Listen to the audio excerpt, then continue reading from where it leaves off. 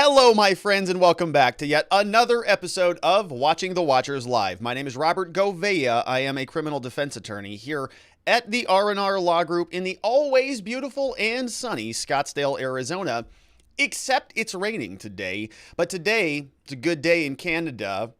After a series of bad days, Justin Trudeau ends the Emergency Act. Just announced that about an hour and a half ago. I got a clip of his statement. We're going to go through it, and because it kind of was a real quick about face out of this guy. Remember, just a few days ago on this very channel, we were talking about Justin Trudeau. We were talking about Stephen Bell, two people who were sort of in cahoots along with Chrystia Freeland, the woman who was speaking with the World Economic Forum, and many other people out of the Trudeau administration, all in cahoots saying that, no, we're just getting warmed up on this thing. These prosecutions are going to go on for months, is what Steve Bell said. And so now it comes out and looks like they're sort of doing an about face. They shifted it into reverse, and they're putting it into high gear. And we're going to go through that in detail, and we're going to ask ourselves why. Why did this all change all of a sudden? Is it because of some of the things we've talked about here? Is it because of the continued brutality that Justin Trudeau's goons were enacting upon their fellow Canadians all around the streets of Ottawa? Well, I don't know. But we have several clips of it, and we are going to play them because we're not going to let these people get away with it. So we're going to spend some time about talking about this new announcement before we sort of speculate as to why it may have happened. We've got a clip from a Premier Kenney out of Alberta, who says, that talk that we were engaging in about the World Economic Forum, about Klaus Schwab, about Justin Trudeau and Chrystia Freeland, he's saying, it's actually a real thing. Like, it's not a conspiracy theory. This is the premier out of Alberta says, yeah, no, it's a real deal. These are actual influential groups. These are people that have a lot of influence in what gets done. And these are like actual policy proposals that they are trying to shove down our gullets. So we'll talk about that. I got a clip from Jordan Peterson too, another Canadian who says, yeah, this is all part of this global cabal. So we'll talk about that. But then we're going to transition and come back abroad into the United States. And I know we've been talking a lot about the Freedom Convoy and about these convoys, and I think for very good reason. This is sort of kind of one of those moments in time where you're starting to see kind of the balance of power shift, and you're starting to see the dominoes fall a little bit. I mean, when the Freedom Convoy started, Canada was a very different place. A lot more mandates were in effect all throughout the country, and all of those have been sort of dropping like flies, right? As sort of the momentum gained with the Freedom Convoy, a lot of the tyrannical sort of mandates went down until the tipping point hit with the federal government. Justin Trudeau said up too little, this is too much for us to take, decided to impasse the Emergency Act, and here we are. But now it's also something that is percolating in the United States. It's materializing. It's called the People's Convoy, and they launched today out of California. There's a stadium called Adelanto Stadium, and we're going to take a look at what's happening there. Tons of clips as this thing starts to bubble up. They are embarking today. It's Wednesday the 23rd. They're making their way over to Washington, D.C., and we've got a map of all the different places they're going. We have a little bit of sort of analysis that we have to take a look at because the federal government here in the United States is responding. Jen Psaki, I've got 3 clips from her. Haven't heard from Jen Psaki too much here on the show. We've been spending a lot of time in Canada, but now Jen Psaki is having to express concern. The National Guard is deploying. The Secretary of Defense approved something like 700 additional troops. Capitol Police are on high alert. Metro Police are on high alert. And so we're going to review exactly what's going on because, Pete Buttigieg is also the Department of Transportation head. Old Pete might have to be called into action. And so we're going to talk about that, the People's Convoy as well. And it'll probably be a little bit of a shorter show today. I know there's a lot of other stuff going on in the world, Ukraine, World War III, whatever they're saying is going to happen. And so we'll jump right into it. If you want to be a part of the show, the place to do that is at watchingthewatchers.locals.com. And that is where there are people chatting away. I saw News Now Wyoming. I haven't seen News Now in a long time. And the chat, I've noticed that Zulu hasn't been around in some time. And so it's good to see News Now's back in the house. Nice Tea's over there. Black Cat Meows there. tweaks in the House. We have our Zoom monthly meetup taking place this Saturday. If you remember, over at Locals, Jeremy Matrita's in the house as well. Shout out to everybody. If you're a member on YouTube, if you support the show that way, remember, you get access to these custom gifts, which are super cool. We have the honorary Canadian flag. We're still supporting them in their difficult, tyrannical days, trying to help them get through that. We're with you, Canada. It looks like you're on the other end of it, but we're grateful that you're emerging out of this. Still not happy with your leader up there. But here we can see if you are a supporter of the show, you get the badges and they tier up. I don't think we're even in 1 month yet, are we? I don't think so. 1 month or 2 months, but they tier up. They go all the way up to 2 years. If you support the show for 2 years, they go all the way up, which is super cool, and I really appreciate it. And it's very easy to join. You can just click this join button. It's right next to that subscribe button if you're not already subscribed. It means the world to me if you do that. And if you are all of those things, don't forget to hit the like button. That's also useful. All right, and so without any further ado, let's get to it. The big announcement, Justin Trudeau has finally decided to relinquish his power. Remember, he was in such a state of dire distress that not only did he have to evaporate people's liberties, things like due process and, having to get a warrant and, being able to sort of notify people before you just arrest them, all of those things were all evaporated. Justin Trudeau even had to flee his hometown near Parliament Hill and go into bunker hiding away from the home of the federal government because he was so petrified of the Freedom Convoy truckers, the Confederacy. So now he's going to relinquish that power because he's not a dictator. He's just a benevolent leader. Let's listen to him today, deciding to end his tyrannical reign. Here is Justin. Finally, abroad, our third principle. We were very clear that the use of the Emergencies Act would be limited in time. When we invoked it, it would be in place for up to 30 days, but we said that we would lift it as soon as possible. We've held updates and briefs with ministers and officials every day, often multiple times a day. Okay, today, after careful consideration, we're ready to confirm that the situation is no longer an emergency. Oh, that's Therefore, nice. The federal government will be ending the use of the Emergencies Act. Great. We are confident that existing laws and bylaws are now sufficient to keep people safe. Of course, we'll continue to be there to support provincial and local authorities if and when needed. And I want to reassure Canadians. Law enforcement agencies are prepared to deal with anyone engaging in unlawful or dangerous activities. Police officers will continue to be there to protect our streets and neighborhoods within their jurisdictions.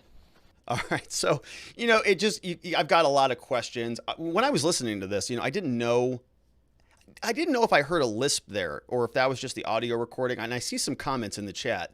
Listen to this alliteration. It's very interesting. So I don't know if that's a thing. I posted a question on that on Locals. Is there one? I haven't been listening to a lot of Justin Trudeau, but I thought I heard, not that there's anything wrong with that. I don't care one way or the other. I thought it was interesting because I listened to the way people speak and we all have, peculiarities in our speech. And he just he speaks in a way, man. It's very Justin Trudeau. I'm not sure I've heard anybody else sort of be so performative in their speech. Every time he talks, does he talk like that all the time? Does his wife wake up to him and that's how he talks, like good morning like that? Anyways, so a lot more obviously comes out of this. The question is as he's saying Canada's returning to normal. Our tyranny is over. I'm deciding to relinquish my dictatorial powers, but police are still going to be out there enforcing the laws. And so we've got some really big questions that we've got to ask ourselves. Number one, what about the people that were arrested when you didn't have the power to make those arrests? Are those still lawful arrests? So in other words, you're sort of going to bend the rules. You're going to go gobble up a bunch of what you want, and then you're going to put the rules back? That's not fair. That's not how this stuff is supposed to work. You don't get to violate people's due process and then go and get a bunch of people and a bunch of evidence against them and then suddenly just, we're going to put the due process back now. Everybody else can have that now because we got what we needed. We only needed a few days to go gobble up everybody's financial records and make sure we can build our lists of who the enemies are. But now that we have everything that we need, yeah, you can lock the doors again. You can have your liberty back. We don't need that anymore. And so everything's like a return to normal. And again, he just decided. Right? Wasn't the Senate voting today? So he bends it, cancels Parliament on Friday. Nothing happened Saturday or Sunday. Holiday on Monday. House votes yesterday. Then the Senate's going to vote whenever that was. I think it was today. And now he's just going to, it doesn't matter now, obviously, right? Because he is reverting it back. Because he got everything that he needs. And we decided. Well, that's great. Wonder if he decides again that he needs those powers again. Or another person, right? Folks, this is why this stuff is problematic. There are many people that say, well, the truckers are a problem. That honking and that tooting was such a problem that I think this was totally justified. There are many people who support that. But what happens when it's not Justin Trudeau in charge anymore? For those people on the left who say that this was an insurrection, what happens when somebody else is in charge and your side starts to act up? Are you going to be okay when Donald Trump invokes the Emergency Act, the Canadian Donald Trump? Would you be happy with that? I certainly wouldn't. Wouldn't support it for a minute. So, wonder why they do. Interesting. Now, the question, of course, is, wow, this was a real big about face because remember, on Sunday, and I'm pretty sure about this date, it was the 20th. Justin Trudeau was in the same room with the same haircut in almost the same exact suit. Now, different suit. Same tie. Same type of tie there, right? But in the same room in front of the same flags. And he said this. Remember, today is Wednesday. This is 3 days after he said this. But even though the blockades are lifted across border openings right now, even though things seem to be resolving very well in Ottawa, this state of emergency is not over. There continues to be real concerns about the coming days, but we will continue to evaluate every single day whether or not it is time and we are able to lift this state of emergency. Okay. But I will turn to Ministers. Yeah. Okay, so you're going to continue to evaluate, but it's going to be very ongoing. And you're going to continue to evaluate, but then suddenly it's good, right? We'll wake up today and it's good. Wow, that's weird. Because also, remember his deputy, remember they threw out the former police chief out of Ottawa, Peterson. They said, you're not executing the protesters the way we'd like you to. And so, unfortunately, you've got to go. Then they brought in this fella, Steve Bell. Steve Bell comes in and says, oh, I'm happy to execute whoever you'd like. Just tell me where to go. And he did it. And on that same day, right, this was also back on the 20th, he came out and said they're going to prosecute people indefinitely, lady. Yeah, if you donated, if you even looked at a trucker, you are in hot water, is what Steve Bell said. We're going to prosecute everybody. Independent media. So I was in the crowd yesterday. I was unfortunately hit with some pepper spray. Yeah, from your thug maniacs. There's some video cameras. So did you hear what she said? Okay, so this is where, like, this is beautiful. She says, yeah, I was in the crowd yesterday. I was unfortunately hit with some pepper spray. Subtext being, you did it.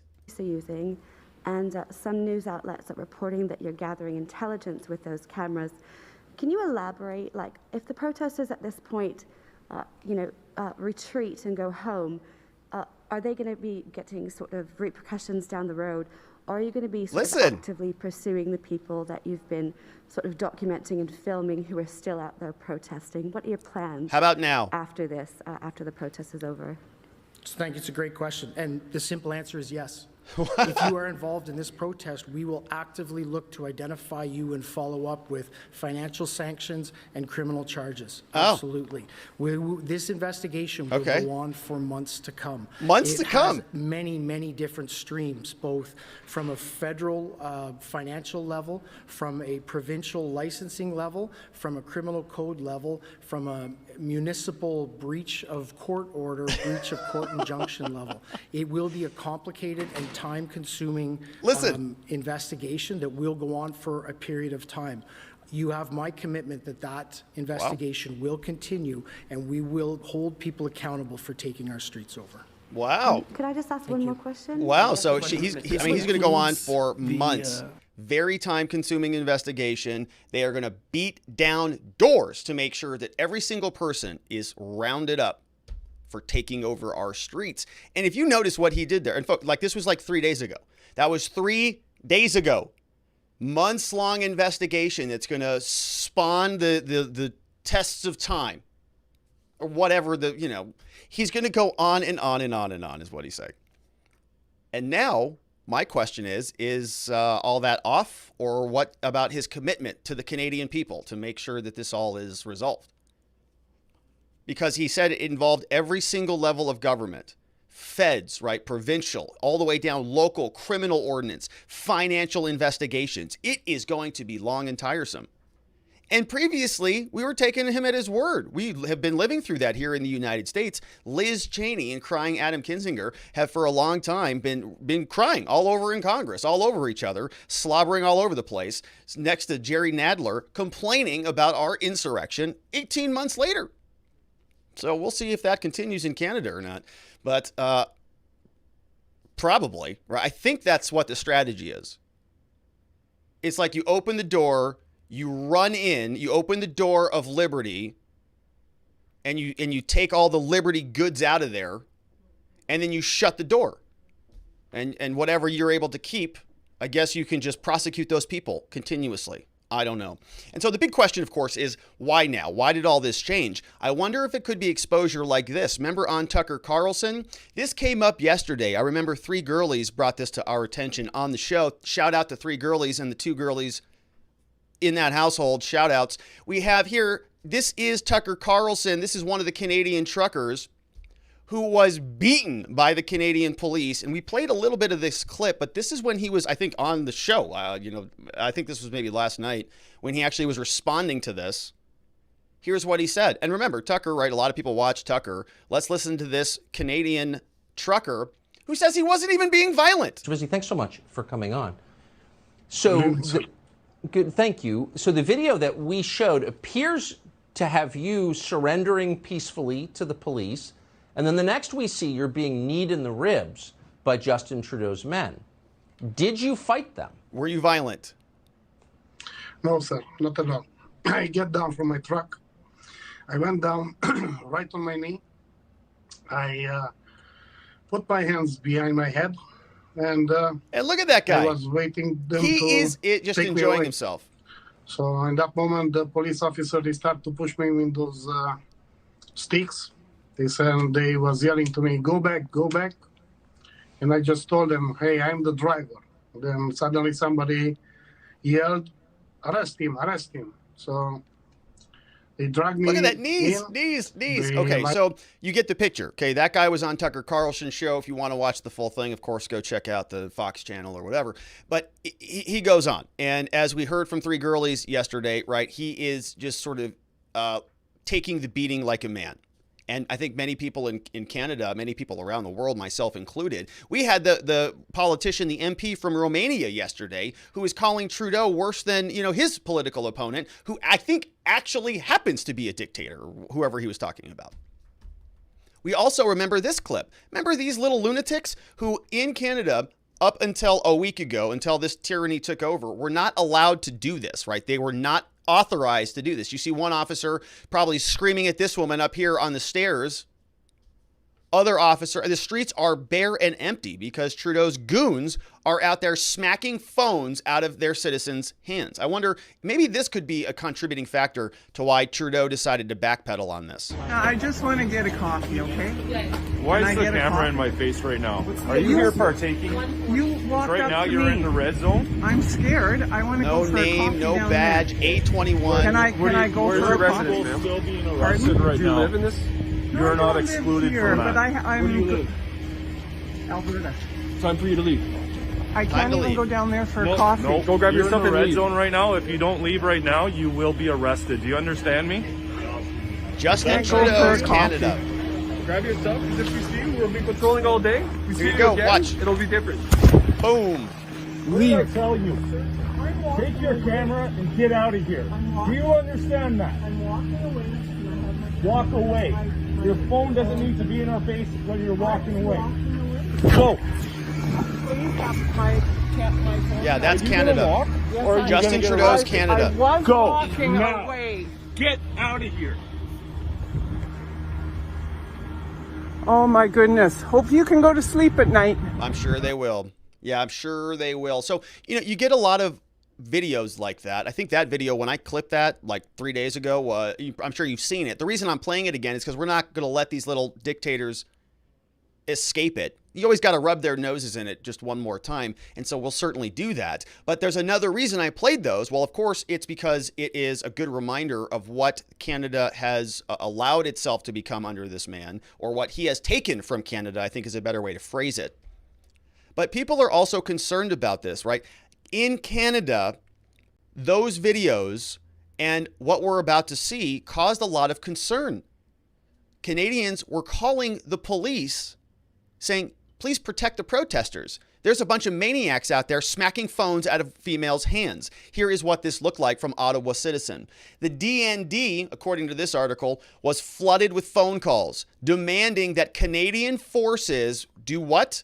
Protect the Ottawa protesters from the police. All right? Calling the police, saying somebody's got to protect the protesters from the police. The police are maniacs. They're acting like brown shirts under Justin Trudeau's Fourth Reich.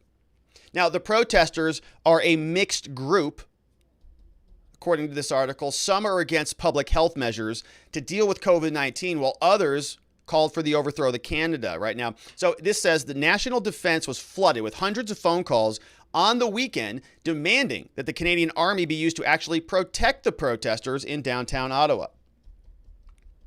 Some of the callers claimed the police dispersing the, quote, so-called Freedom Convoy over the weekend were not real officers, but part of a covert United Nations invasion force. Now, this article goes on to sort of like pillory this claim, right? Oh, these are conspiracy theories, and this is all a bunch of Q crap, right? They say military officials privately say the incident shows how fast conspiracy theories can spread and how gullible some members of the public can be. Oh, yeah, it's just a bunch of Looney Tunes out there. Every single person who shows up at your protest looking like this person here, right, in military gear with yellow warnings, sort of flashy things, carrying a baton or whatever that is, with face masks and riot shields. They're all just very good people who are there to restore order, right? So they're very gullible. And so the Department of National Defense spokesperson said that more than 360 phone calls came in on Saturday and Sunday after the phone number was made public. Some callers claimed the police were dispersing the Freedom Convoy were not real officers. Here's what one scene looked like. Okay, we played this one previously. Here was a group of goons beating in, or attempting to beat in, threatening to break into this diner. I think this was a diner. And they don't let them in. They waited until Tuesday because they knew that this tyrannical, literally, right? We played this a couple days ago while we were in the middle of this Emergency Act. They said that they're going to wait it out because they knew that they were sort of being invaded by tyrannical goons. Listen. Your trust is right here, but once we leave this property, that's when they come. And we don't trust any of that. So we don't trust you. Leave this property is what she's saying. No. We just have to stay till Tuesday. Don't worry. I know, but Tuesday, the riding will come in, the decision will be made at Parliament. Screaming at him. We'll see you Tuesday. Until after the vote. Now listen. Stand up for your right. Don't let them take your rights. And it's all bullying. It's all bullying. They were trying to bully. I'm sorry that it has to come to this way, but now you see what the police is up to.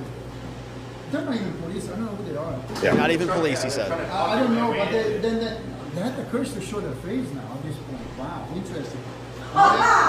Says they're not even police. Wow, but they have the courage to show their faces now, right? The local police weren't showing their faces because they probably were ashamed of themselves for getting out there and stamping all over people's rights and freedoms.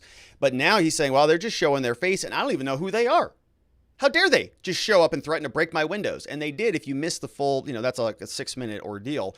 And so go check that out wherever I got that video. Is on Twitter somewhere. The links are all in the slides if you want them. But he says, we're going to wait it out. They did. Obviously, the act is ending. And we're still asking ourselves why. Why did all this suddenly reverse course all of a sudden? Not mad about it. It's a good thing, obviously. It's horrible that it even happened, and there should be repercussions for it. I mean, if I were a little dictator, I'd make sure that everything was investigated and everybody responsible for this violation of liberty was investigated, indicted, and arrested, and, whatever. That's what dictators do. That's what I decide to do. But there are other questions that many people are asking. What happened with law enforcement who were, in fact, local? Well, maybe some of them actually participated and supported the Freedom Convoy, which is why they were all masked up and they didn't want to be identified. CBC is reporting that Ontario provincial police are investigating officers. They're investigating other police officers, other individuals who might have even donated to the Freedom Convoy. Police aren't going to comment on this, but say some members are on duty and off. Ontario Provincial Police said it launched an internal investigation because some of its officers appeared to have donated to recent convoy protests in Ottawa and elsewhere. Somebody from the police agency, Bill Dixon, confirmed the force is aware of an undisclosed number of its members that apparently have made donations that have gone towards the unlawful protest in Ottawa. So even the police were donating and supporting the organization. The matter has been brought to the attention of the command, and the unit has launched an internal conduct investigation into the matter, which is good. I always appreciate it on this show when the police find that they did something wrong and decide to investigate themselves. And then what typically happens is they acquit themselves at the end of it. Always fun. So we can see here that the police are investigating themselves. And even before this end of the emergency order was announced, Canada seemed like they were rolling this stuff back. Wall Street Journal was reporting this earlier this morning. I clipped this earlier, I think it was this morning, that they had already been unlocking the protest accounts.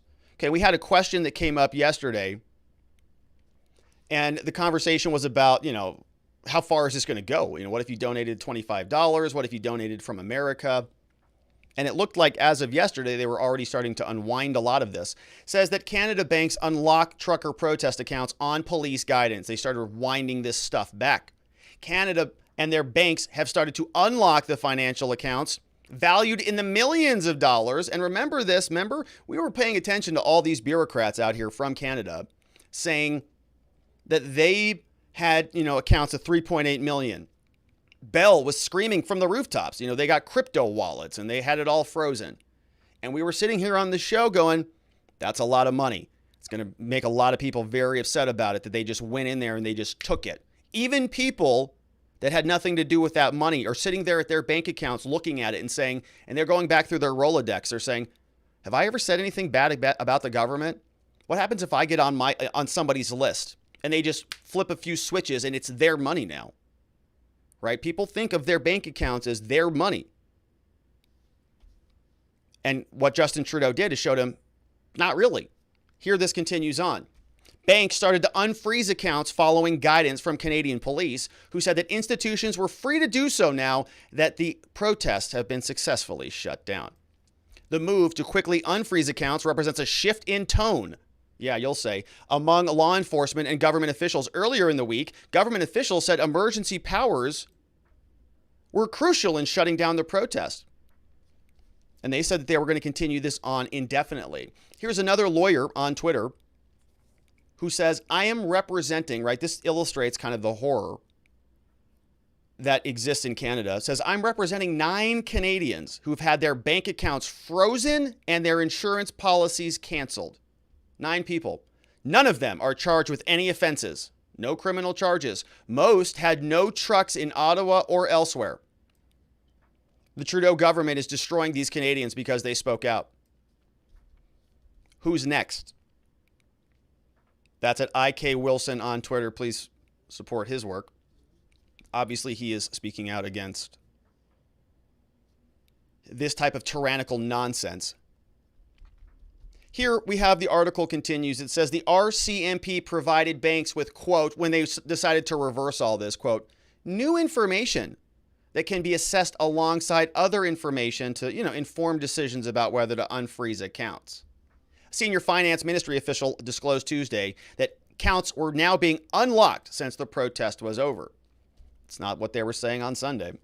Canadian banks referred to their own lobby group and so on. Now, there was a lot of question earlier this week about, why was Justin Trudeau trying to sort of unveil this Emergencies Act kind of out of nowhere, right? I think it had been used 3 times before, or it was not the Emergencies Act, but it was the War Powers Act. And I think it was World War I, World War II, and the FLQ terrorist attack out there in Quebec. 3 times.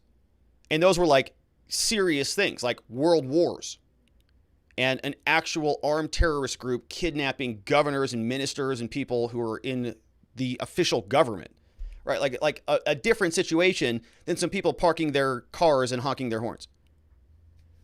And so a lot of questions came about this. Joe Rogan was talking about this on his show. They played the clip. They said, hey, World Economic Forum thing here, kind of a big deal.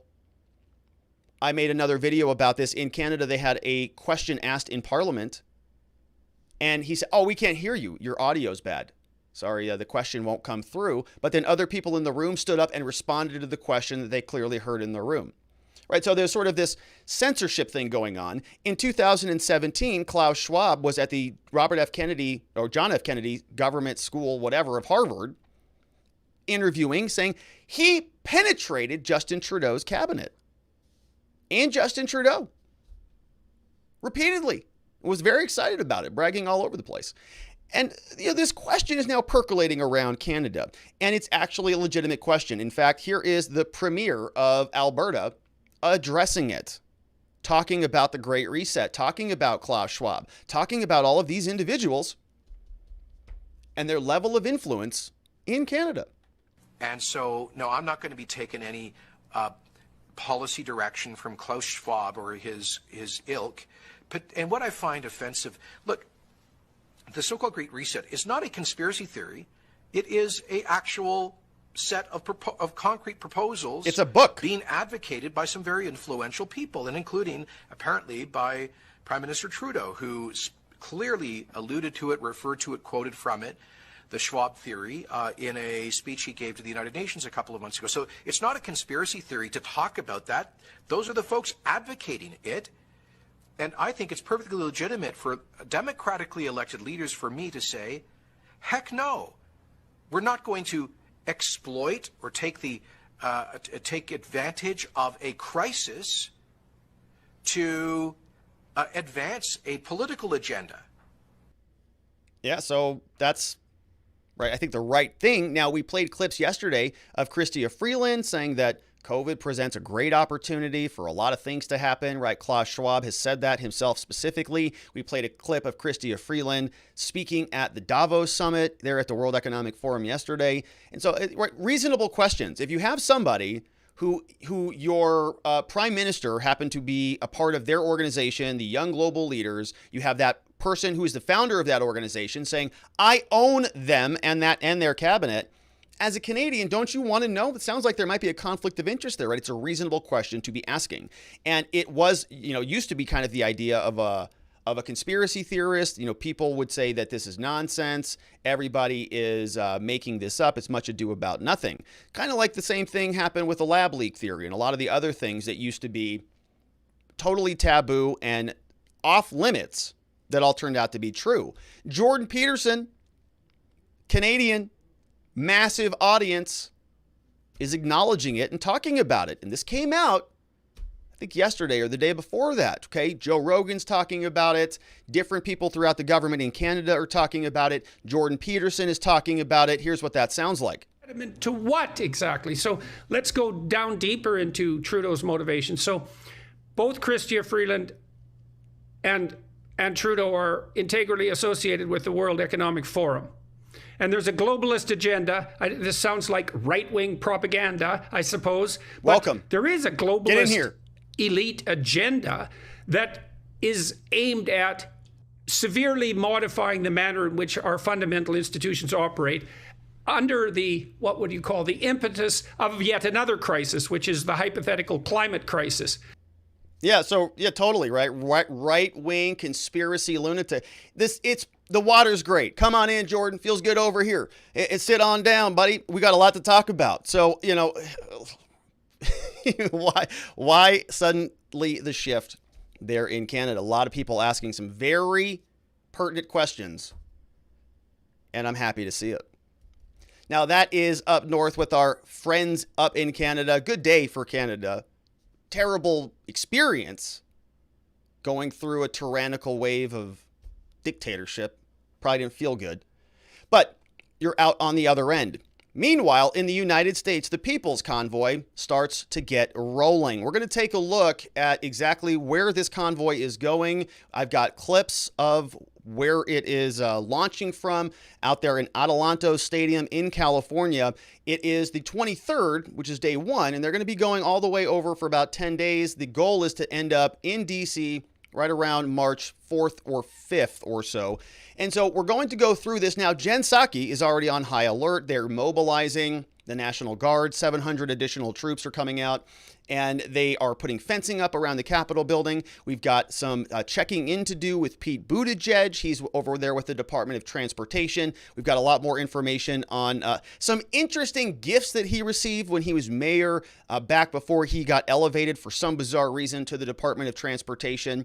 And so we've got a lot to get to. Let's start by zooming out and taking a look at the general map and the route, the launch point for the People's Convoy. And we can see that it is going to be starting today, February 23rd, 2022, convoy leaving Adelanto Stadium in California at about midday. And so we're going to take a look at some of the clips. But before we do, let's take a quick look here. They're going through Kingman, up through Lupton, Arizona, across the I-40 into New Mexico, through New Mexico, up into Texas, Arkansas. We've got Missouri, Ohio, and then ending up on March 5th near the D.C. Beltway. And so we'll break that down in a little bit further detail, but this is what it looks like.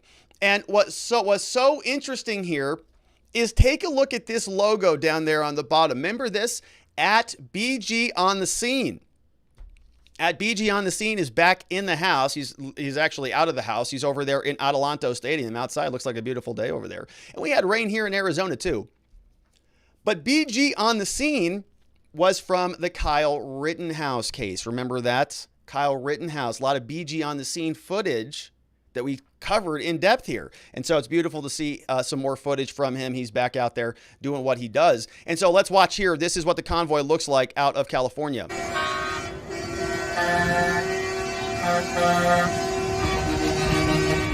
Oh, it's more honking. Psychological warfare.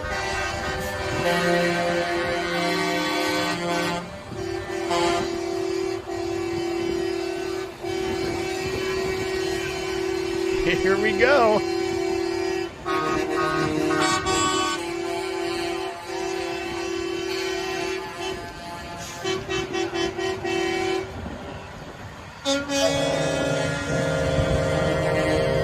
All right, so here's another one. Here's another angle. I know that we all sort of familiar with this, but I want to make sure we're taking a look at sort of, what's happening. Take a look at the signs and take a look at the crowds. So we got a Let's Go Brandon. We've got an F Biden. We've got Don't Tread on Me signs. Another Let's Go Brandon there. And so BG's there. And it's looking like a turnout.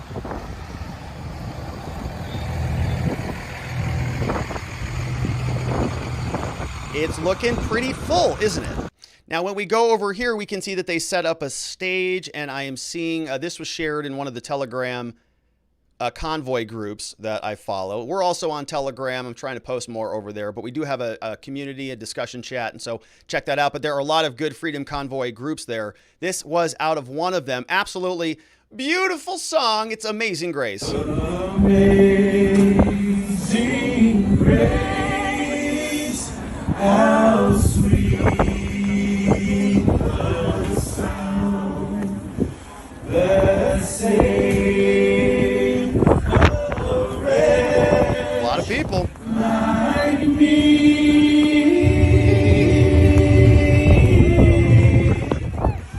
I want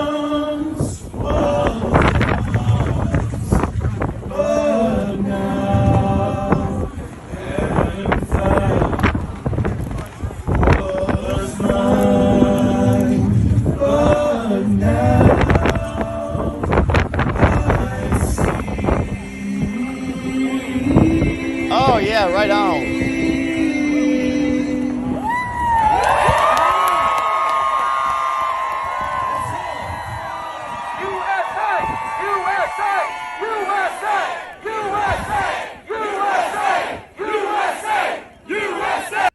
All right. I absolutely love that song. One of my most favorite songs of all time. It makes my eyes water for some reason, but it's a beautiful song. And you can see it's a pretty good turnout right now. That's a good kind of a launch day. A lot of people there, a lot of trucks out there.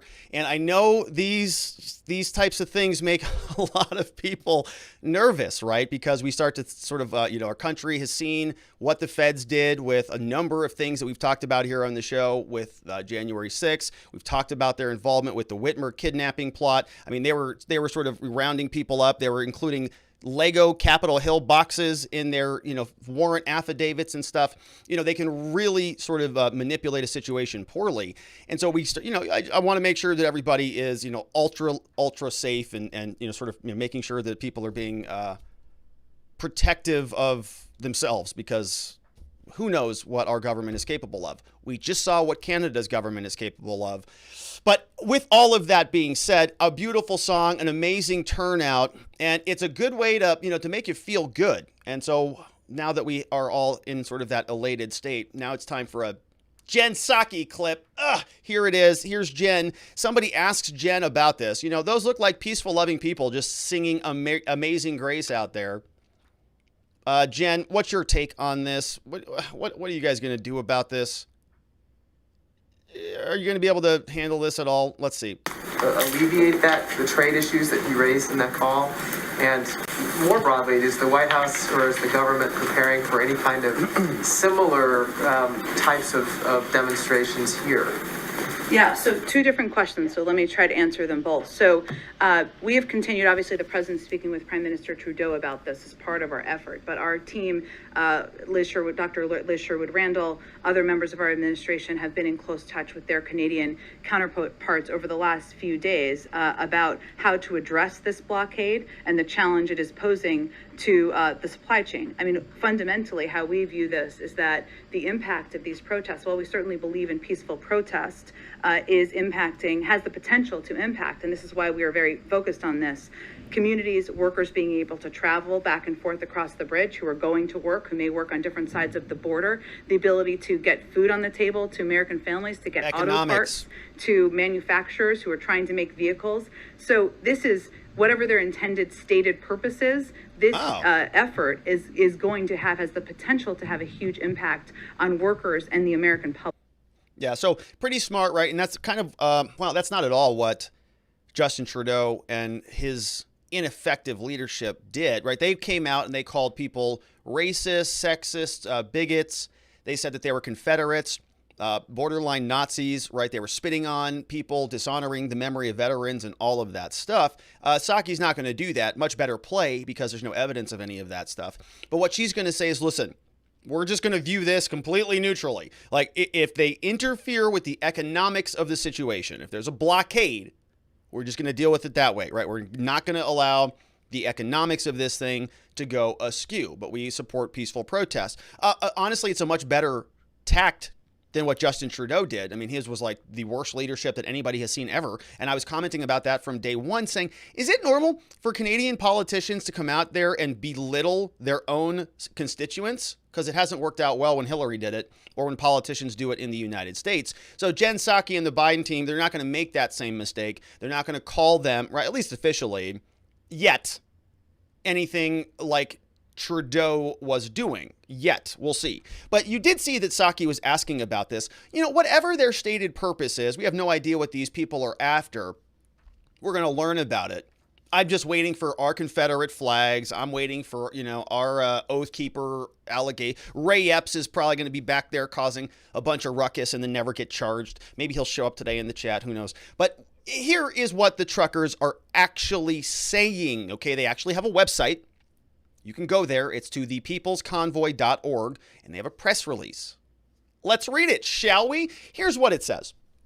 This came out on the 25th 20th, according to this document, says American truckers are launching this convoy February 23rd today. Hundreds of truckers are going to hear words of encouragement from people, and they did. The truckers are blue-collar workers of the United States, and they're freedom-loving people. We've got former military servicemen, women, students, retirees, mothers, fathers, everybody else, all leaving from Adelanto, California, set them off on their journey. Now, Jen Psaki was telling us that they don't know what this is about. Here is what they tell us from their own documents.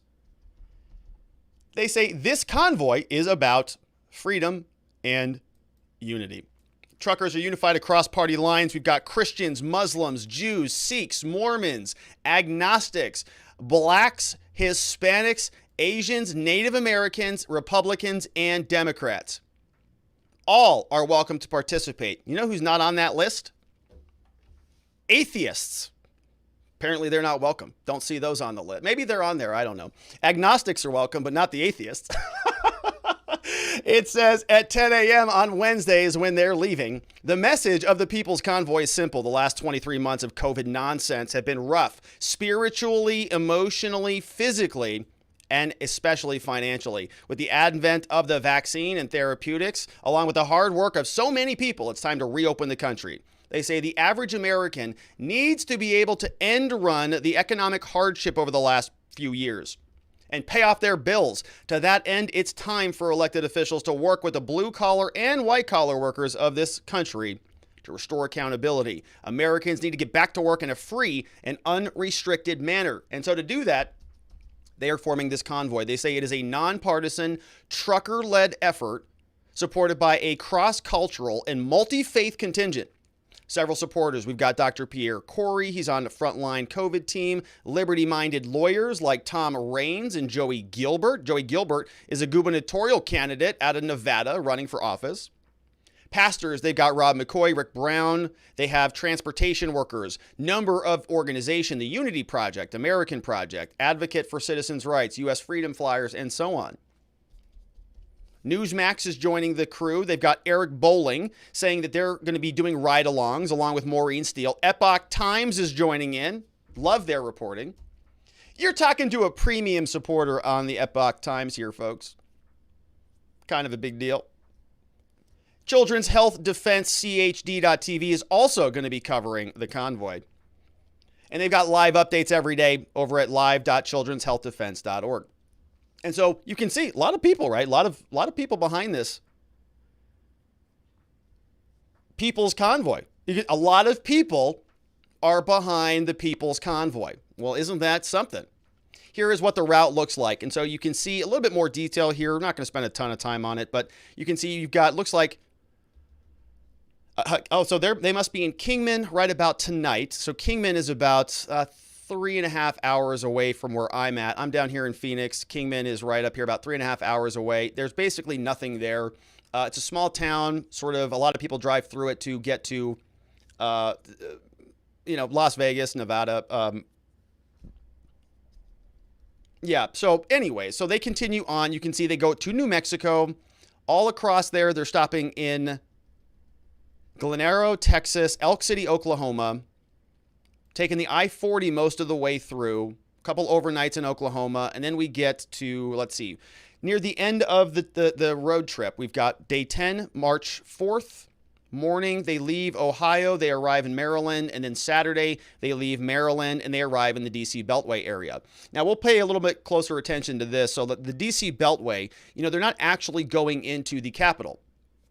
They're just going to hang on the outskirts of D.C. We're going to talk about that. But it's going to be a different, strategy than what we saw over there in Canada. They literally were sort of on that street right in front of Parliament. And it's a little bit, it's not going to look the same, right? They're just going to be kind of on this beltway, and there's a good reason for that. So we'll talk about that. But here, the rest of their press release, before we get to more, Jen Psaki says here, the People's Convoy will abide by agreements with local authorities, okay? They're going to make agreements and abide by them. And they're going to terminate in the vicinity of the D.C. area, but not going into D.C. proper. Okay, so you're not going to see trucks outside of the congressional buildings. You're not going to see trucks outside of the Supreme Court or the White House or the Washington Monument, right? None of those sort of touristy, historical landmarks are going to be in the pictures. It says, stay tuned for people and elected officials and regular folks to go ride in shotguns with our truckers. Support us over at thepeoplesconvoy.org, and you can follow them on Twitter and Instagram. They say, these are the only sources of accurate data about where to get information. So if you're interested in following along, they're on Instagram and Twitter. And so, of course, right, looks like there might be some momentum here. We'll see what ends up happening, and we'll see what the government does in response. Jen Psaki got asked about it. Here is what she said. Sounds like they're taking it quite seriously. Here is Jen. Public. But to go back to your question, we are in very close contact with Canadian officials. We've also taken steps to help detour routes so that a number of these trucks can move in different routes and be able to cross the border. So, for example, while the Windsor-Detroit Ambassador Bridge continues to remain closed, Port Huron is fully operational. Customs and Border Patrol is rerouting traffic to Port Huron, where all 9 commercial lanes are open. The Detroit-Windsor Tunnel is open, which is a way that individuals who are trying to work on different sides of the border are able to travel as well. And Secretary Mayorkas has also spoken with local officials in affected and potentially affected states, as Homeland has Secretary Buttigieg has been deeply involved Department of with Transportation this as well. On your second. All right, so we've got Department of Transportation, we've got Pete Buttigieg, we've got several other people in the government, a whole of government response, according to Jen Psaki. Everybody is now bracing for impact. And so we're going to do a quick detour, a quick pause on this. We haven't heard a lot from Pete Buttigieg, the Department of Transportation Secretary, and the Daily Mail today, now that we're talking about the DOT, had a very interesting little backstory here. Said that by an exclusive, said that old Pete Buttigieg accepted $250,000 when he was a mayor as gifts. $250,000 in gifts and gifts. Oh, and donations and gifts, not in gifts, and gifts. We're going to go through this. Now, after he got those gifts, $33 million in contracts went out to the very people who gave him those nice gifts. Isn't that fun? Don't you like it when that happens? On 2 occasions, this happened. We're going to talk about alcohol and golf trips. I've got some images here. We have here, these are the corporate donors who were awarded millions of dollars in South Bend city contracts. And so you can just sort of do a compare and contrast here. You just love this stuff. It says here, American Structure Point, they donated $35,000 to Pete. They got a contract for $800,000. Rounding up, of course. Let's see here. That's a pretty good ROI. Not great. This one's a much better ROI. Troyer Group, they donated $9,000 and they got a $1.7 million contract. It's pretty good. Oh, this one's a really good ROI.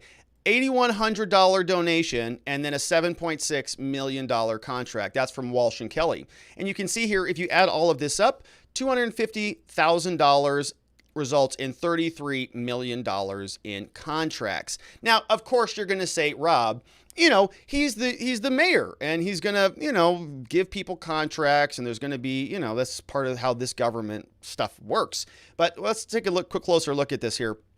We have a couple people, Greg Heineke, Marlon Knowles, Eric Horvath. They're all current executives of different companies. People like them, like this guy, Marlon Knowles, right? They were making gifts. Here, $500 in the total, or this was a donation, contribution, a direct contribution to the old Pete Buttigieg. And when you start to sort of take a look at those names and you compare and contrast them with old Pete's calendar, you see stuff like this. And so back in 2012, it looks like he was using a Microsoft Outlook or something, right? And a lot of this is public record because these are public people. Says, was meeting with Marcia McClure, had employee orientation, had some logs that he needed to do. Oh, here he had a phone call with Barack Obama. Oh. Code for America lunch, conference call with President Obama. Interesting.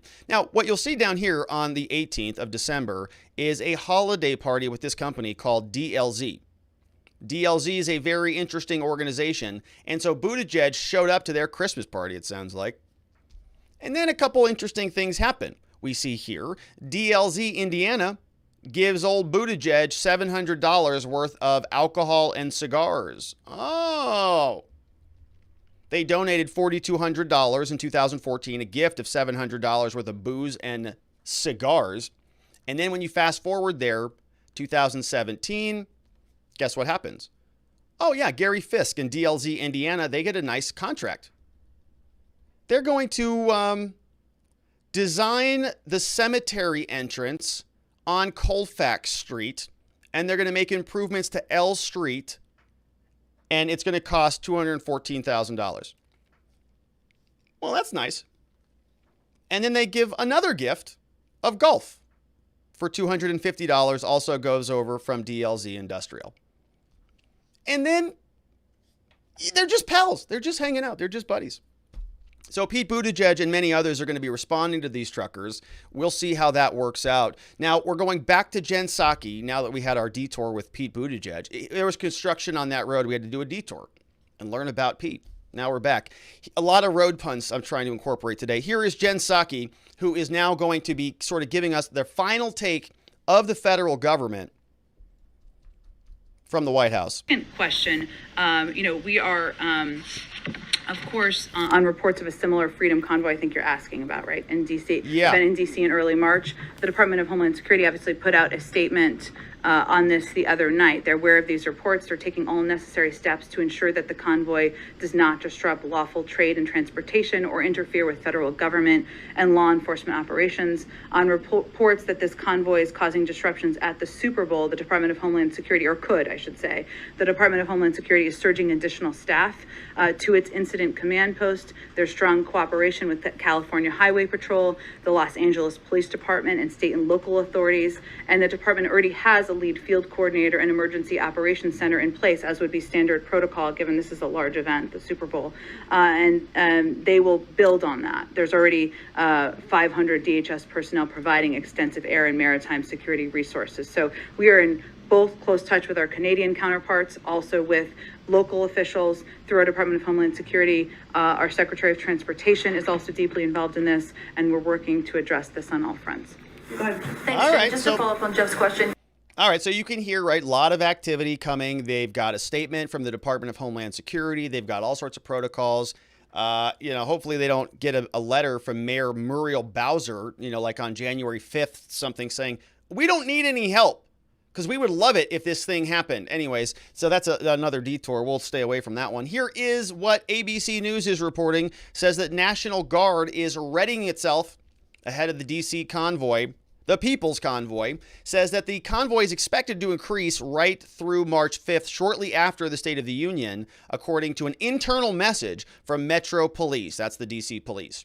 Traffic in the city could be disrupted, according to this memo. D.C. Police Chief Robert Conti said, quote, I think we have to be realistic about, what we could potentially see. There will be disruptions to traffic. And I think we need to be very candid with the public about what some of the expectations are based on what we've seen in Ottawa. What some of those things could be and what might be seen here in the district, said Conti. However, Conti noted Washington is different than Ottawa. He said, quote, we have alternative modes of transportation here in D.C. People love to bike in our city. People love to walk in our city. No, yeah, well, that's true. It's not a freezing cold,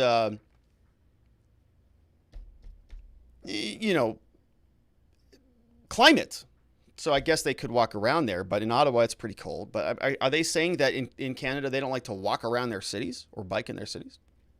I don't know. Here we have another comment from Jack Dutch on Twitter. Said the Pentagon is analyzing requests about the Beltway, right? And so I talked about the Beltway. Here is the aerial overview of Washington. Now, most of what you think about as Washington, D.C. is sort of like in this little red circle here.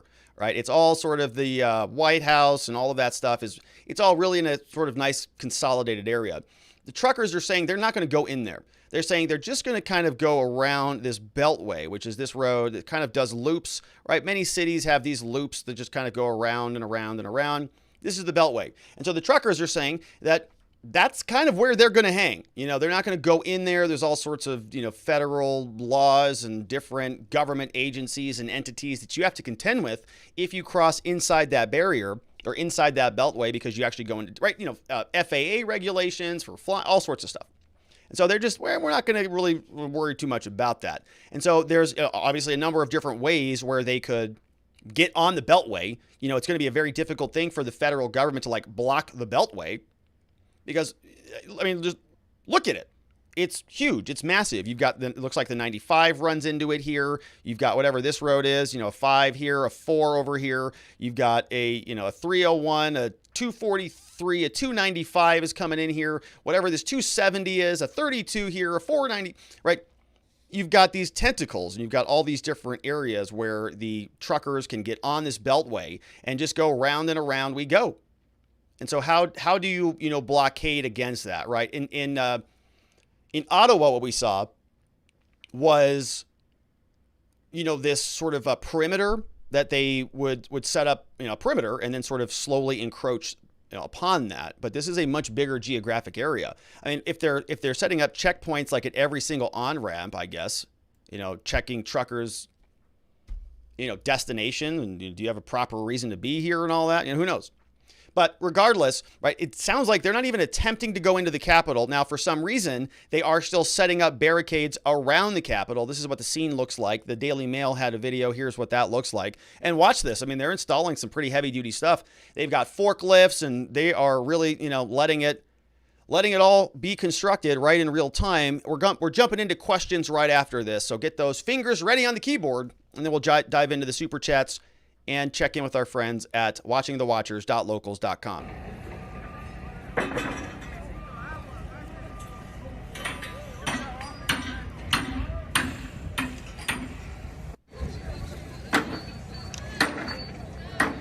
So you can see them sort of connecting, right, inserting that one in there.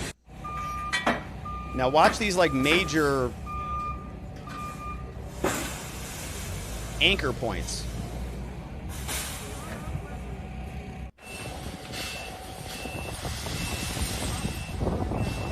Right, that's some heavy-duty stuff they're moving around.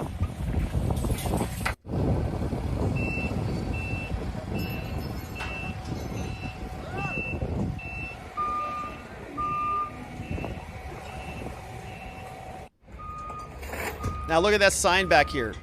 Look at that sign down there on the floor. It's still there.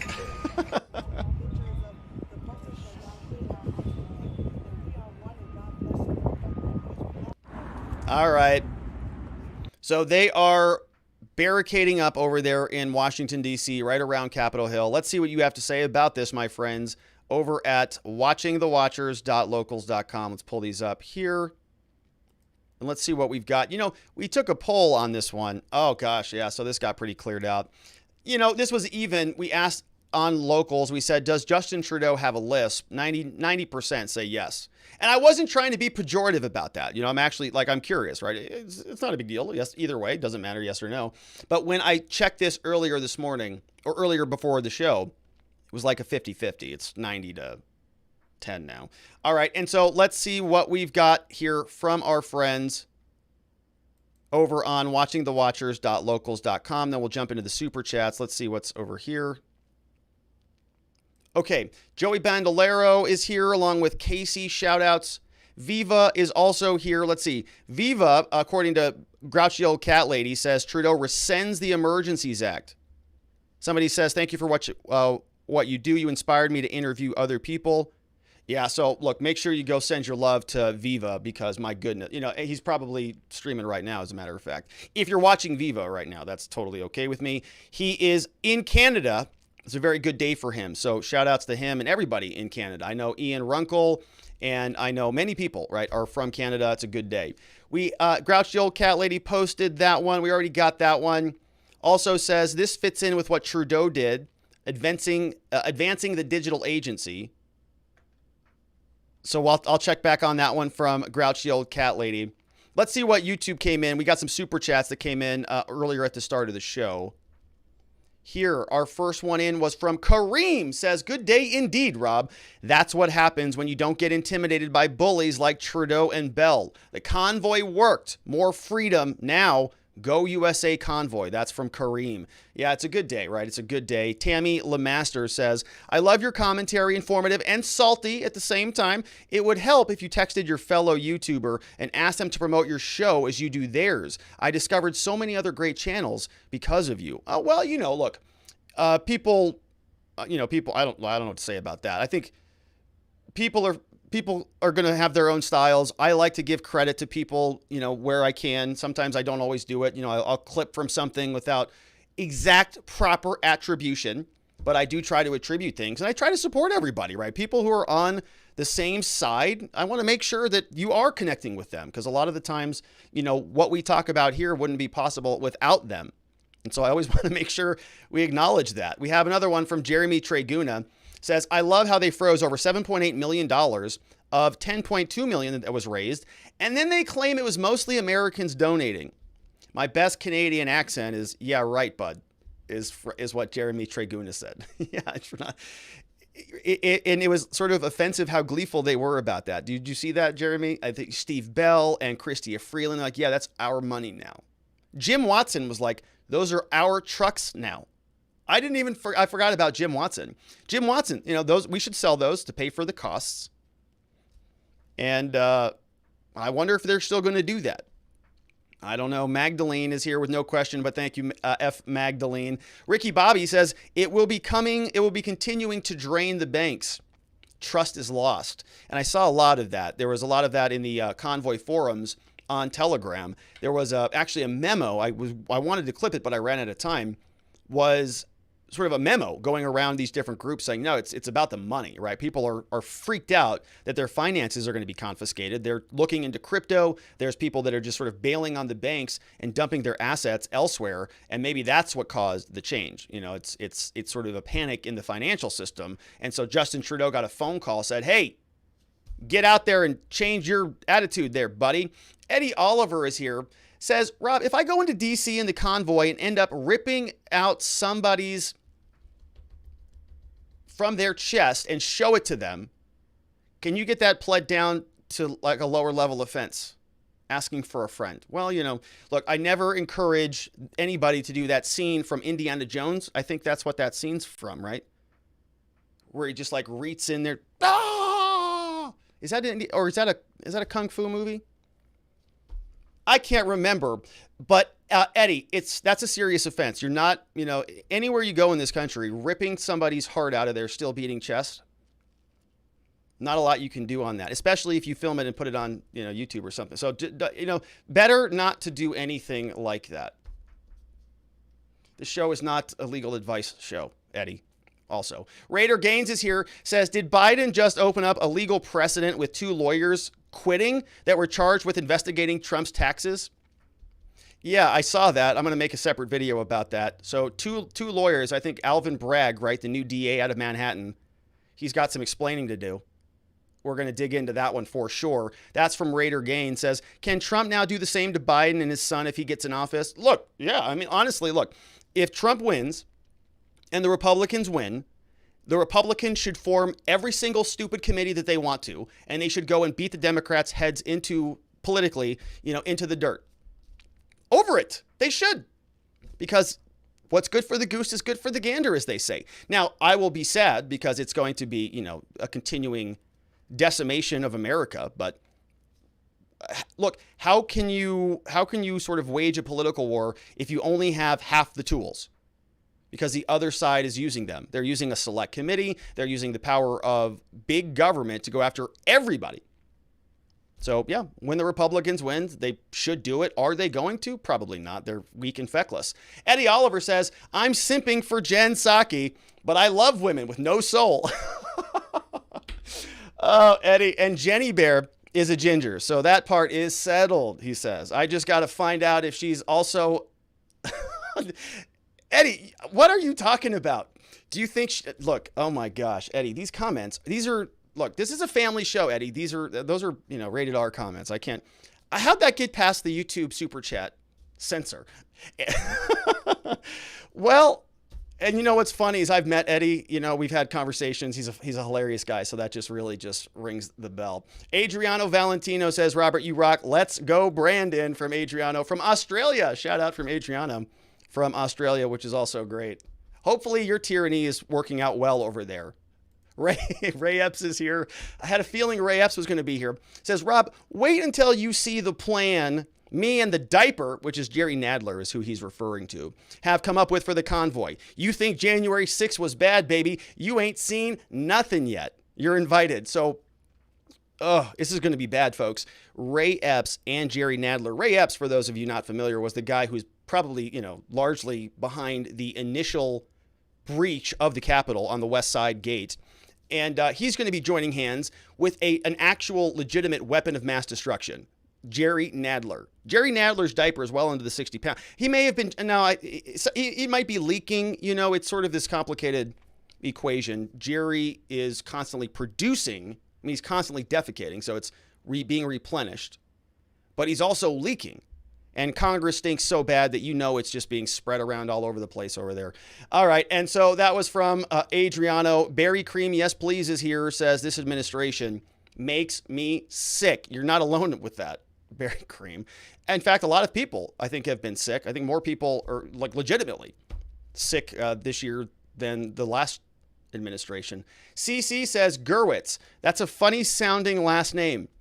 Every single time. Where'd that name come up? I don't remember that name, CC. Another one from Jeffrey Rook says, it seems the big, beautiful wall, the most beautiful, everybody says it's the biggest, is only suited for our rulers, not the plebes. Yeah, Congress gets walls. Southern border, not so much. Capitol building, yeah, we're going to wall that up. We can wall that whole thing, the whole perimeter in no time. Trump wants to build a wall on the southern border.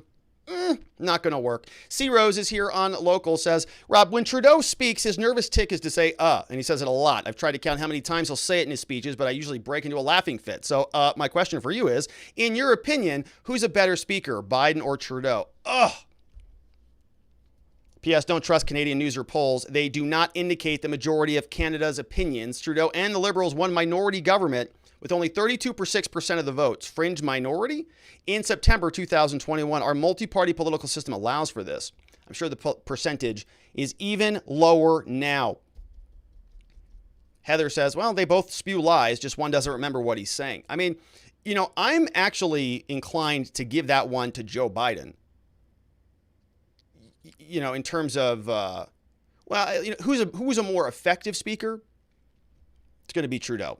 Because people buy into that crap, right? It's sort of a more obnoxious version of what Obama did. Say a bunch of stuff with a lot of performative, animatronics. And people I think that's what a politician is supposed to say and sound like. Don't know what they said. But he looked kind of good, like a Hollywood person when he did it. Former LEO says, Rob, were you able to watch the press conference with the Winnipeg Police Department? No, I have not. They stressed the fact that all protesters had rights. They were reasonable in their negotiations. And it was very, very peaceful. Maybe the Canadian government should hire the Winnipeg PD to resolve their protests, from former LEO. Thunder7 says, Rob, I'm very happy, in a happy, happy mood. When Blackface invoked the measures, I cried, and today I cried tears of joy. I don't know why he rescinded it. The important thing is it's canceled. I managed to catch the end of Viva's response just now. He thinks one of the conservative senators' speech today, which he called the best speech he's ever heard, might have pushed the tyrant to pull it back. I hope so. Yeah, I mean, I don't know. I hope so. Let's see. Three Girlies is here, says, can you get Viva on at least for a victory celebration? Look, I would love to talk to Viva. I haven't reached out to him because he has been, in the thick of it, honestly. I've thought about that many times. Viva is when things settle down, right? Viva's in the thick of it on his channel, right? He is living it in real time. All right. And so I'm not going to go ask, excuse me, while you're in the middle of this tyrannical, dictatorial overthrow of your country, you mind coming over to our channel and just spending a couple of hours with us? Bring your audience too over here. I thought I'm just not, I don't feel right doing it. So when he's ready for a debrief, we'll have a conversation about it. But, it's like it just ended today. It's a great idea, Three Girlies. I love it. And I love everybody saying that. I love Viva. I love watching the guy. I think he's an amazing sort of leader in this space in many ways. And so, I'm grateful that he's doing well. We have, according to somebody who just told us that, Speech Unleashed says, bet you Biden is just wishing he could do the same thing in the U.S. that Trudeau did, actually considering the majority of the J6 protesters are still being held in jail. Without counsel, looks like Biden has already been doing it, according to Speech Unleashed. Thank you, Speech. Good to see you, man. We have Kenny Cole is here, says Trudeau knew he didn't have the votes, didn't want to snap election with a sub-20 approval and a highly motivated opposition, right? So a lot of other sort of, people providing feedback here that Justin Trudeau's not this really nice, benevolent guy that decided to do this out of the goodness of his heart. No. Saying that this was actually something that was a political necessity. We had a super chat come in over on a Rumble rant. Whoa! Shout out to V here 403. Says, go People's Convoy, honk honk from Alberta, Canada. Good idea to do it in warm weather. That's from V here 403 on a Rumble rant. And I think Vanticus gave us a Rumble rant some time ago. But I almost I have a hard time looking at this direction, far screen. So if I miss it, sorry about that. Miss Lucky says, heaven forbid, or this is Sergeant Bob says, heaven forbid that some good officers do the right thing and donate. It's from Sergeant Bob. Yeah, well, they're going to be investigated now because apparently donating or free speech is illegal in Canada, or it was. Thunder7 says, I've had about an hour to think about it. I believe that blackface rescinded the act because it could be taken as a vote of no confidence if the Senate voted against it, which would signal the end of his reign. The dictator only does anything if it benefits him, right? It did seem sort of rushed, right? Maybe he knew he didn't have the votes, so he came in to just, cancel it before he got fired. Kareem says, does anyone know if the Give, Send, Go ever made it to the convoy? If not, I will be issuing a chargeback if Give, Send, Go does not refund us. I do not know about that, but I would check with them, right? I would check with maybe their support team or send an email. It's Jake from Oxford. Jake Sullivan says, listen, Rob, you and your cult following. I'm growing tired of hearing things like Trudeau was protesting police brutality. Now his own police are beating the living hell out of people. Horse trampling, emergency powers, because the left cannot handle literally any type of pressure or accountability. Yeah, he's tired of hearing that. He says, okay, so here's the official response from my office, aka the greatest law office in the world. All right, Jake. Says, in response to the backlash against the so-called massive hypocrisy from the officials from our northern neighbors, we would like to say, turns the TV off. He got canceled. It's Jake from Oxford. Nobody wants to hear your bloated rhetorical garbage. Canceled. He's back. Says, also, you did have some technical difficulties yesterday. You missed a good section of the comments that did not load in. No. Well, sorry about that. Says, I wanted to quickly address your cult general. Sergeant Bob Freeman is not my sister. She's my second cousin. I actually did an ancestry test, and those things are seriously amazing. I traced my ancestry back to biblical days, even showed that I'm a long-distant relative to the great Judas. Oh, wait a second. So, okay, so, all right. Yeah, Jake Sullivan is a backstabber. It's not a surprise. Miss Lucky says, oh, yeah, Jen, get advice from Canadian authorities. Is from Miss Lucky. Vanticus says, one group already raised $300,000. Below is the link to their donate page. Do you want me to link it in the chat?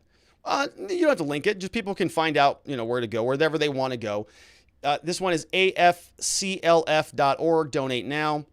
Right? Let's see what this is. Right? Look, I don't want to endorse any way to donate because I don't want to be responsible for it ultimately, right? I mean, that's what it comes down to. But here, there are a number of ways to donate, but there are risks and liabilities with that.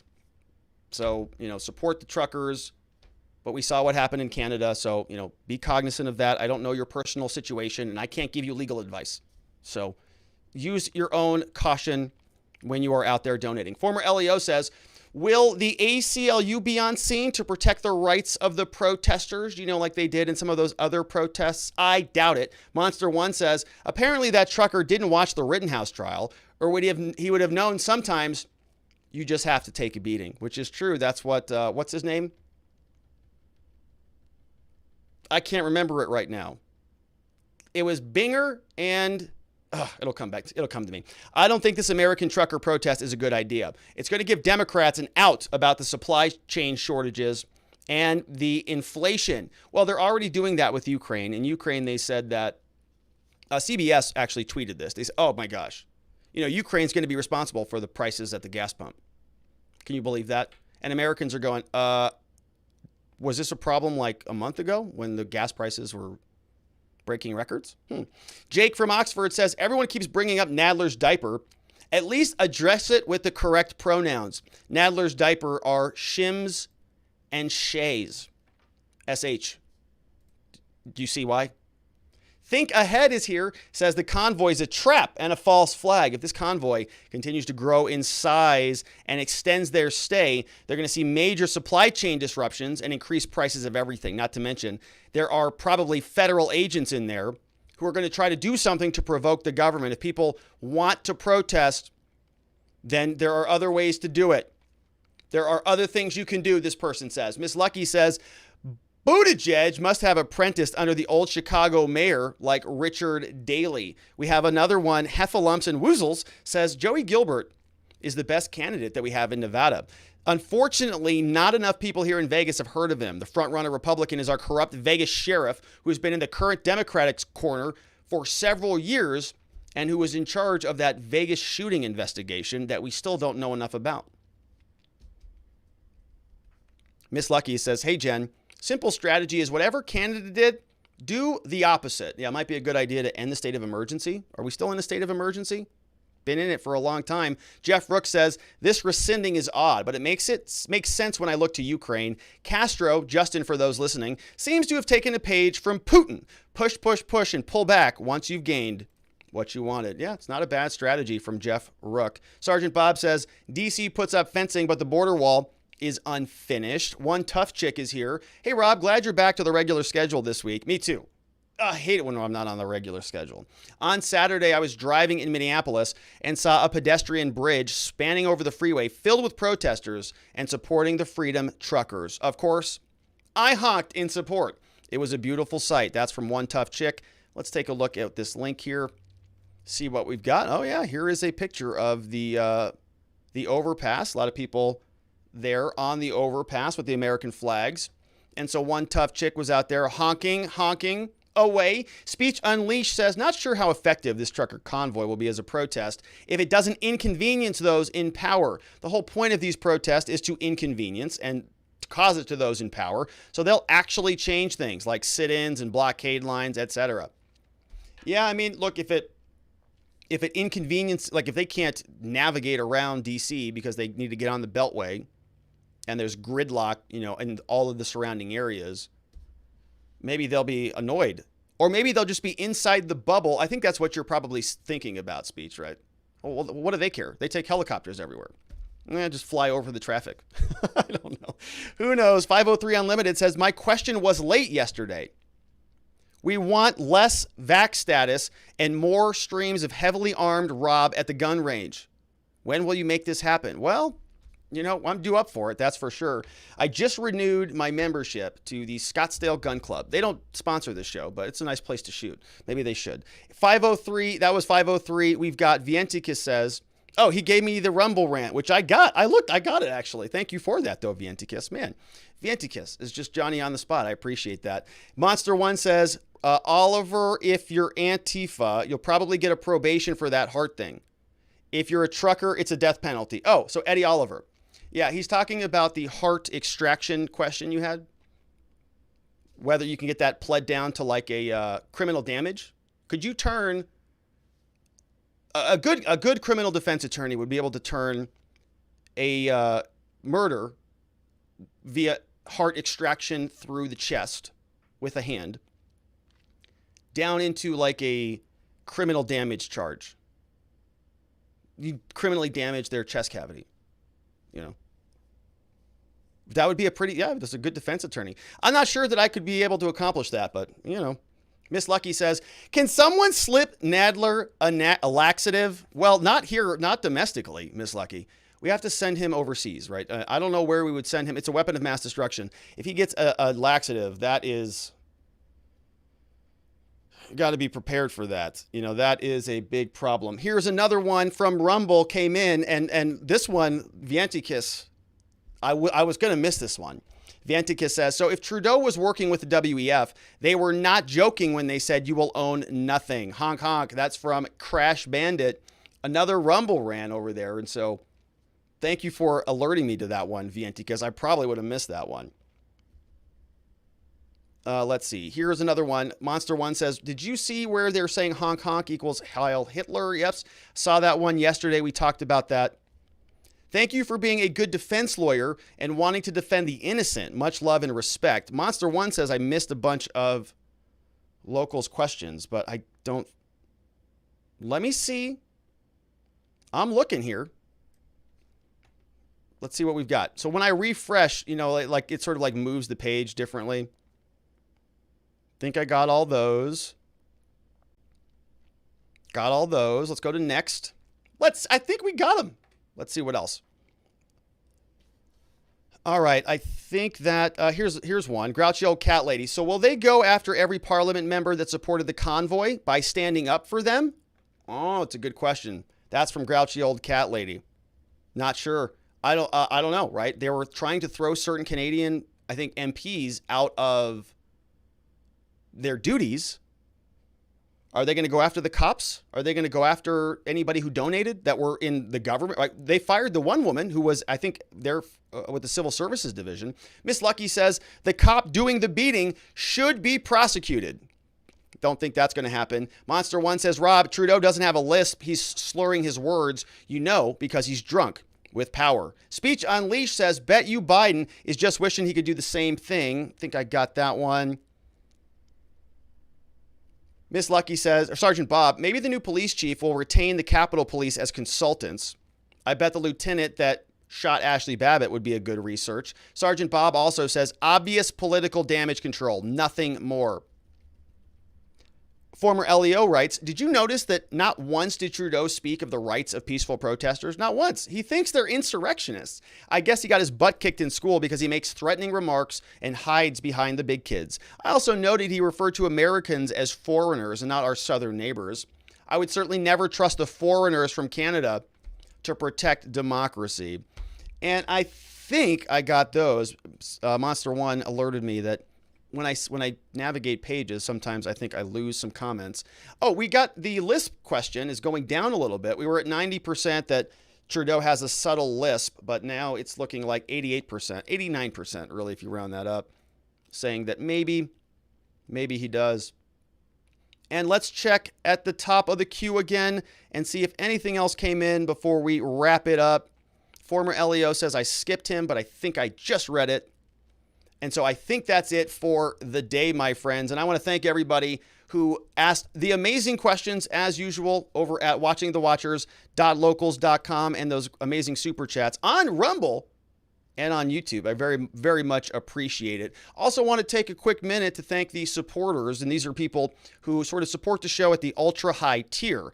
And, we're just giving them a little extra love. And so Dr. Ian B., thank you. We have Chris Romero, who just signed up here. Thank you. And Wolfgang Deo. And they're all supporting the show on YouTube at that high tier. And if you want to do the same thing, you can put a logo, you can put a link to a social media site, you can put a charity, right? I support Eric's House. I support my law firm. And so it's just a little extra love to say thank you for the extra love you send to the show. We also have YouTube shout outs for Mr. J-Bug, Blue Bunny. We've got Ricky Bishop, Henry Dixon, Kareem, and Timber Traveler, who are supporting the show at the shout out level. And I want to welcome some new members on Locals. We've got Words Mean Things, Char Jan. We've got Bossy B, Jay Pearson, Hot Rod Roommates here, along with D Sensei. Ray KOK's here, along with Max Webster. We've got Braveheart 29, D Mac Boston, Huck G, Ultra Fragile, Freedom for All, Gamers Complete, Miss Escape, Jennifer Delman, Kim So, Roadrunner, Little Red Rose, P. Tatum, Miss Marple Wise, Facts Matter, and Ask Why. We have our monthly Locals meetup taking place this Saturday on Zoom, February 26th, 7 o'clock Eastern Time. We'll go for about an hour, hour and a half, take your questions. And so come prepared. And I really hope to see you there. So come check us out. And that, my friends, is it for us for the day. We are going to be back here tomorrow to do it all again. 4 p.m. Arizona, 5 p.m. Mountain.